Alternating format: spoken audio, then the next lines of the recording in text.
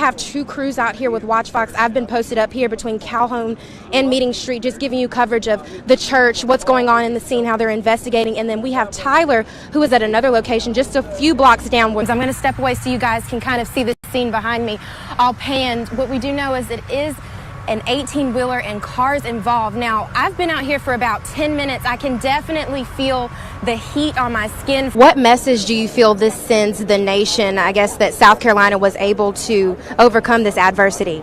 Well, I think it shows that South Carolina is compassionate. And I have another first for you. Right behind me is this Google trending wall. Now, this is the first ever wall that has been built ever, and it's here in South Carolina. Here you can see minute-by-minute search interest update. Look how high up I am from the ground. Sam, help us out with some lights. That I didn't realize how high we were up after ziplining, but basically this is called challenge by choice. Sam, break it down for us.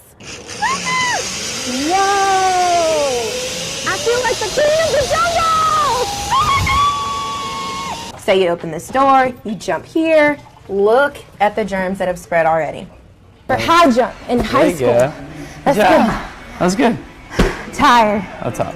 No word yet on what caused this accident, but I can tell you over 5 fire crews have been out here since about 4 a.m. working. When combined with rain, that can lead to ice. Unfortunately, I don't see that right here currently, but I can tell you it does feel a lot cooler than what it did in the last hour. It's right across the street from the Rite Aid Pharmacy. We're actually in the parking lot of BB&T Bank. Right behind me is the train where there was a car in a train involved accident. Like you said, there is one person that is confirmed dead. Remember, the Garners Ferry Road area was one of the ones that was hit pretty badly. Actually, this road that you see right here was shut down. I'm gonna get Malik now. He thinks we're just presenting him with a scholarship award, but this is much bigger than that. Just follow along with me on what's going on in Lee County and how that'll affect your morning commute. Good morning, everybody, and happy Wednesday. As you can see, a lot of green action going on, which means traffic is moving pretty normally. And this is the last dish we're making, but we're going out with a bang here. Look at all of this. This is a cheesecake inside of a cupcake.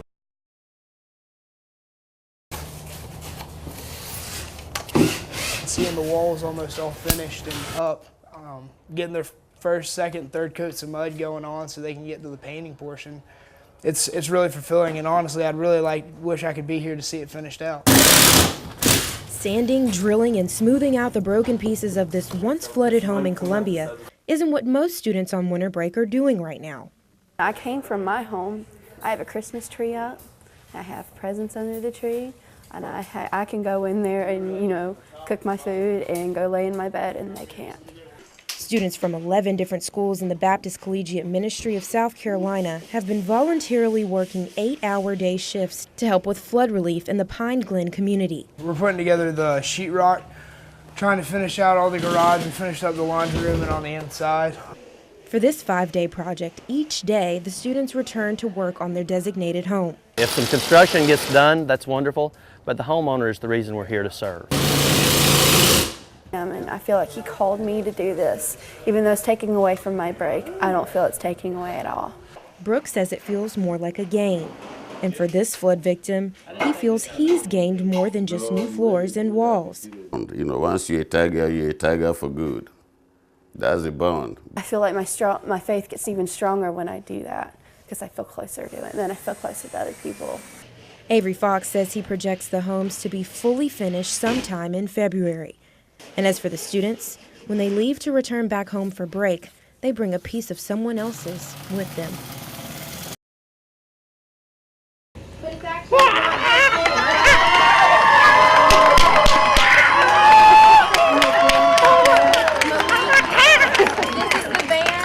A reaction like this, all thanks to a small town who joined together for a huge surprise. 5 months ago, when it was brought to our attention that one of our students, Malik Brown, had a need. For the past 5 months, the town of Batesburg-Leesville raised money for Malik Brown to have a van when he commutes to college in the fall. And Thursday morning, it was not only a surprise to 17-year-old Malik, but to his grandmother as well. Thank you, Jesus, and all the community, the people, everyone that's had a part in this. I want to thank them from my heart, and it is a blessing. It's just a dream come true. I'm getting all the rewards that I've hard work I've put into all these years. The van is fully paid for, along with 1 year of car insurance, car taxes, and some gas cards.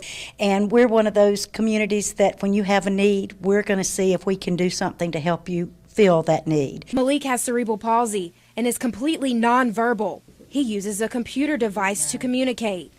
Despite 17 surgeries, despite everything, Malik is graduating on May 29th in the top third of his class and has a full scholarship to Midlands Tech in Columbia. His dream?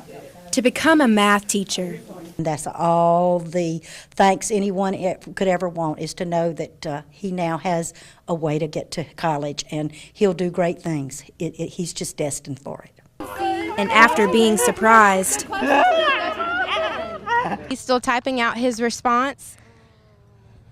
And he can barely type it, but I think you're trying to say thank you, right? He is. This, a reaction, is worth more than you could even count. The ride of your life, Malik. In Batesburg, Leesville, Destiny Schultz, Washington. Right on, sweetheart.